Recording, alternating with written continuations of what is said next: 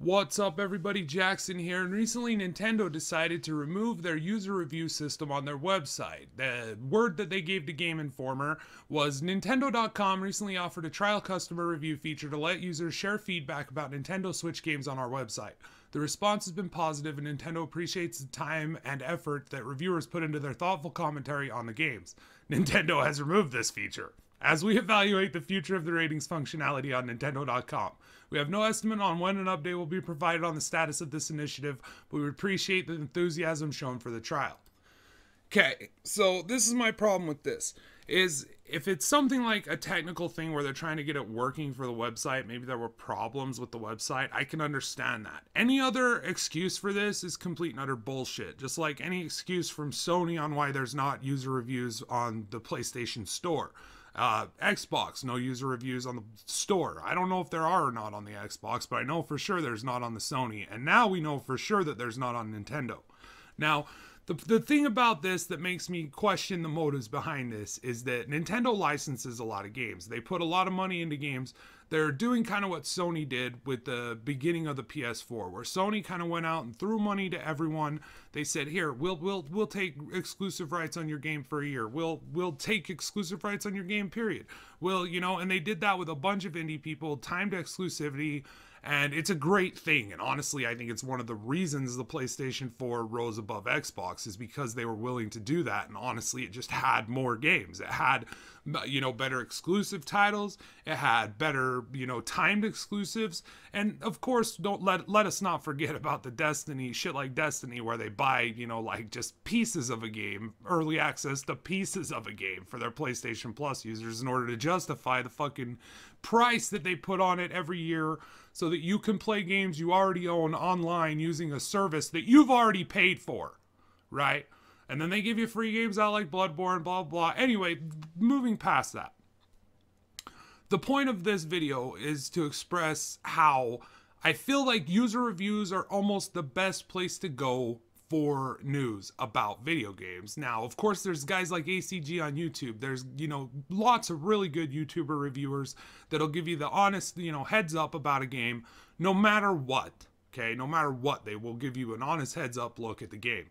However, when it comes to games media, they do a very poor job of being critical towards, the AAA industry. I would say AAA industry, they have this problem where they're kind of in the publisher's pockets a little bit.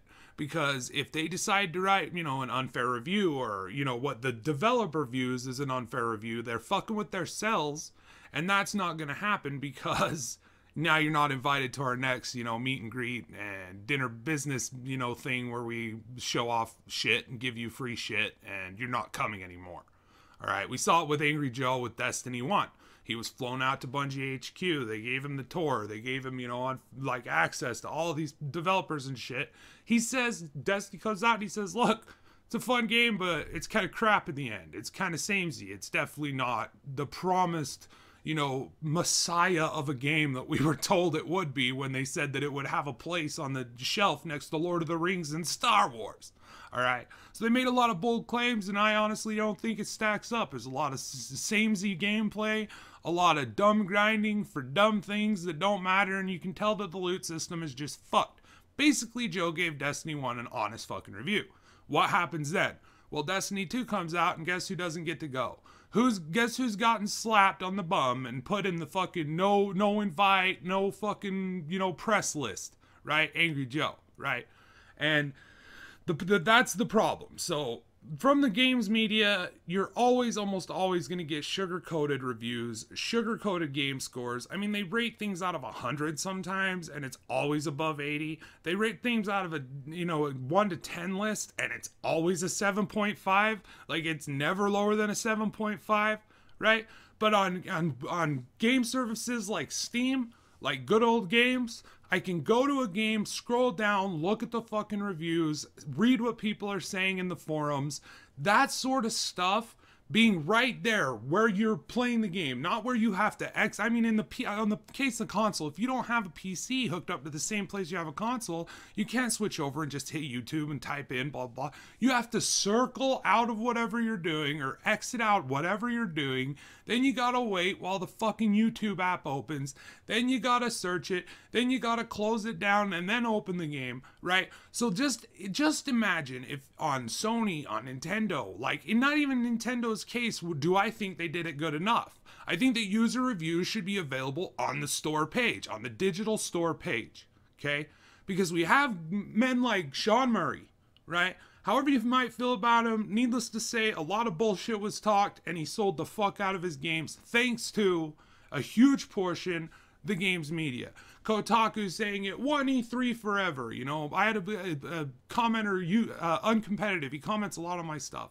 He was just going through that, and he was like, look, like, this is seriously, look at all these video clips of people just pumping up No Man's Sky.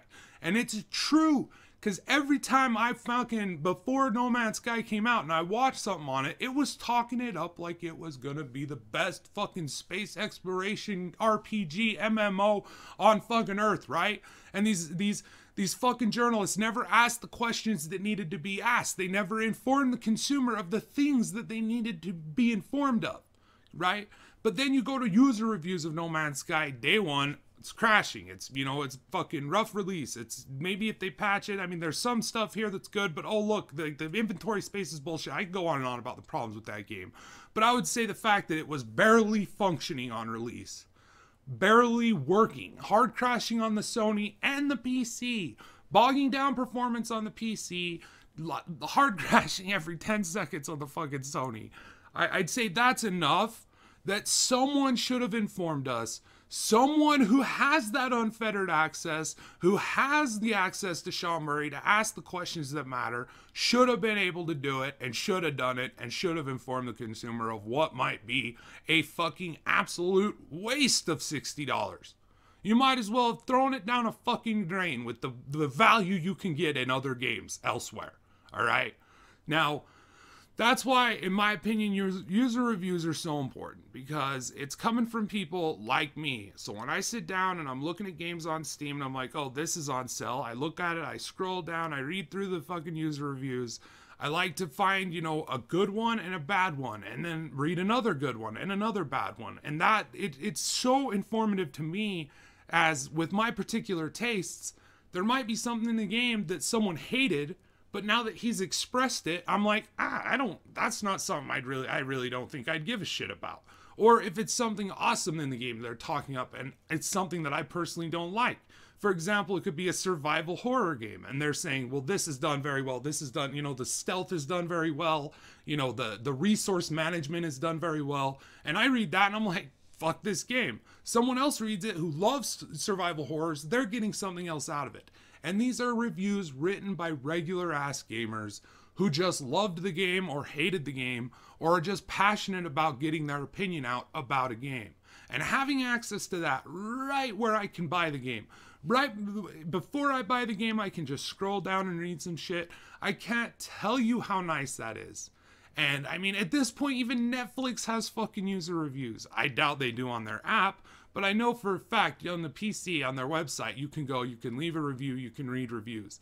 Netflix are the ones who straight up fucking changed the rating system because Amy Schumer isn't funny, right? So we have this company is doing it. Why in the fuck are companies like Sony and Nintendo not doing it? And that's where I think it is. I think it's a stake in the game. I mean, if No Man's Sky had user reviews on Sony, well, the sales would have been hit a lot harder than they were already. People who weren't informed now see, oh, I can scroll down on the store page and I can see reviews from people. Oh, look at this. Here's a video to Kroby Cat telling them what they all had talked about that wasn't in the game. Oh, look at this. Here's a review from someone who likes it and enjoys it. And they're going to say what they enjoy about it, why they like it, right? And then that leaves it more up to, it gives the consumer more tools to work with when they're regarding their purchase. But this industry doesn't really want that.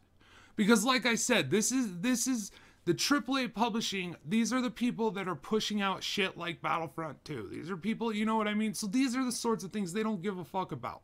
Sony gets money for every single in-game purchase on the fucking thing. So if you're buying loot boxes in Overwatch, Sony's getting some of the money. You're buying loot boxes in fucking Battlefront 2, and when they become available again, because they fucking will, fucking Sony's getting some money. I assume the same works on Xbox. I assume the same works on Nintendo. So if Nintendo's gonna be just, I don't know, like, that's what I don't get. I don't understand why you would add it and then take it away.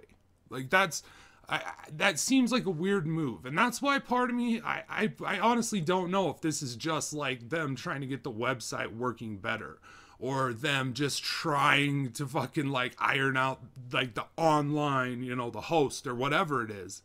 Or is it them just straight up concerned because they have a lot of licensed games and they don't want to lose money to some fucking fair and honest reviews?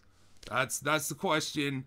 I just wanted to do this video. Let me know what you guys think below about user reviews, you know, media. Are you getting the fucking correct information? Do you feel like from games media, things like PC Gamer, Kotaku, Polygon, fucking Game Informer? Do you feel like you're getting accurate, you know, reviews of games? Like, I mean, Game Informer said that the fucking Metal Gear Survive was a good game. He gave it like a fucking 7 or an 8. Oh god. So that's leave it below. Let me hear what you think. Give us a like. If you know someone who would enjoy it, share it with them. Fucking till next time, I love all you guys. Thanks for watching. Thanks for hanging out for another episode of Jackson fucking Trails. Till next time, keep being fucking awesome and smart, everybody.